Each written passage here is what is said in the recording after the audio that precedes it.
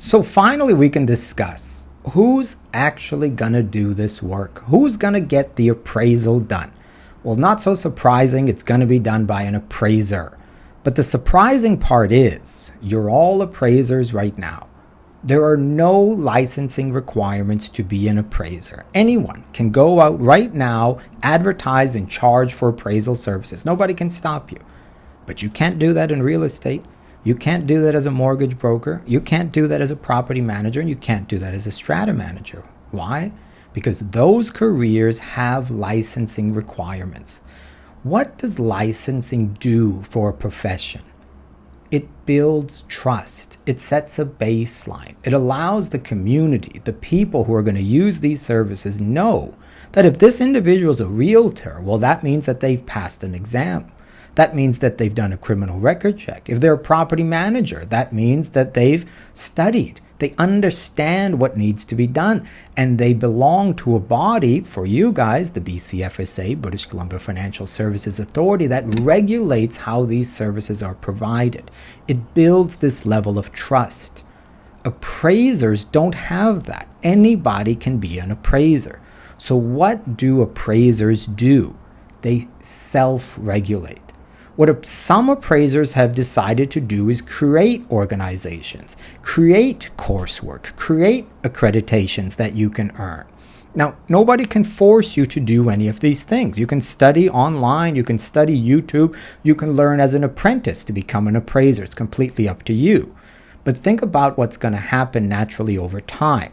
As people enter the appraisal world and they want to be competitive and get clients, they're going to make their resume as strong as possible, which means they'll probably start to choose to do these courses, get these accreditations, become members of these appraisal associations. It's all voluntary, but you know that it's going to help you win clients. So most people are going to do it. Nobody can force you to do it. The key is that regardless of what you do, appraisers have a legal responsibility to the people who are relying on their work. And this comes from an area of law that we call tort law. And tort law creates what we call a duty of care. And a duty of care says you owe a responsibility to anybody where it's reasonable that they would rely on your work. So appraisers, licensed or not, fall into this category, duty of care, tort law. So who is an appraiser responsible for? Anybody who would rely on their work. That's not only the person who hired them. Think about this example. If you are a bank, you will hire an appraiser to appraise a property before you give out a loan on that property. You hire them as the bank, RBC, BMO, CIBC.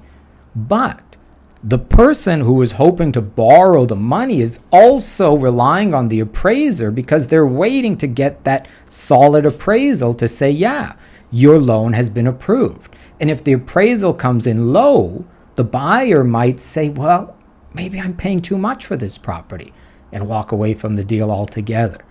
So even though the buyer of a property doesn't hire the appraiser, they don't have a contract with them, the law says they are relying on them. And that means that the appraiser owes them a duty of care as well. That's what reasonably relied means. It's very broad. Now, appraisers are no perfect scientists. They're not going to look at a property and come up with exactly the same number as a different appraiser. You're going to get some variation. $1 here, $10 there, $1,000, $1 million, depending on the value of the property. So the court says, well, what's the buffer? What's the margin of error? And the answer is 10%. If an appraiser has felt or they believe that they were negligent, the person who hired them or the person who relied on their report thinks that they're negligent and they sue them, the court will get an independent appraisal done. And if that independent appraisal falls either above or below 10% of what the appraiser has got at their value, then the court's going to say, what more did you expect of this person? So for example, if an appraiser comes with a value of $1 million and somebody sues him or her, if an independent appraisal comes in as high as 1.1 million or as low as 900,000, The court will say this person has done the most that can be expected of them. Now, if they're outside of that 10%, it doesn't mean that they're automatically negligent. It doesn't mean that they've breached their duty of care. What it means is they need to show why. Why is your appraisal outside of what an independent appraiser said this property is worth? And they could have a very good reason or reasons, but the key is that they have the burden of proof. So with appraisers, remember, there's no licensing requirements. Anybody can do it, but there are organizations that you can join. These are voluntary. But regardless of whether you do or don't, you're gonna have a legal responsibility. And the buffer protecting you is a 10% buffer. Now, what's very important in closing here is, because anybody can be an appraiser, you might be a rental manager or a mortgage broker or a real estate agent or a property manager, strata manager. And if you start talking to your clients about value and using this sort of terminology, because anybody can be an appraiser and you will be a professional, it can be seen that you are giving an appraisal, which means you need to be very careful with the way you speak.